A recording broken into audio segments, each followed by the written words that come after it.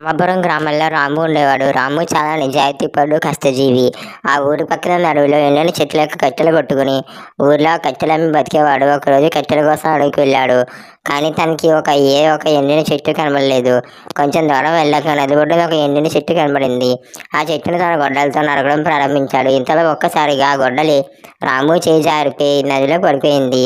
రాము తన గొడ్డలికి పోయిందని విచారంగా నది వద్ద కూర్చున్నాడు. ఇంతలో ఒక అద్భుతం జరిగింది. నది నుంచి ఒక దేవత ప్రత్యక్షమైంది. ఏం జరిగిందో రాము అని అడుగుతుంది. రాము జరిగింది మొత్తం వివరంగా చెప్తాడు. అప్పుడు ఆ దేవత నదిలో దూకి ఒక బంగారు గొడ్డలతో ప్రత్యక్షమవుతుంది. ఆ గొడ్డలి నీదా రాము అని అడుగుతుంది. రాము కాదు, నాది ఇనుప గొడ్డలి అంటాడు. మళ్ళీ ఆ దేవత నదిలో దూకి ఒక గంట గొడ్డలతో ప్రత్యక్షమవుతుంది. ఈ గొడ్డలి నీదా రాము అని అడుగుతుంది. రాము కాదు, ఇనుప గొడ్డలి అంటాడు. మళ్ళీ ఆ దేవత నదిలో దూకి ఒక ఇనుప గొడ్డలతో ప్రత్యక్షమవుతుంది. ఈ గొడ్డలి నీదా రాము అని అడుగుతుంది. రాము అప్పుడు ఇది నా గొడ్డలి అంటాడు. అప్పుడు ఆ దేవత రాము యొక్క నిజాయితీని మెచ్చుకొని బంగారు, వెండి, ఇనుప 3 గొడ్డలను రాముకు బహుమతిగా ఇస్తుంది. రాము ఎంతగానో సంతోషించాడు.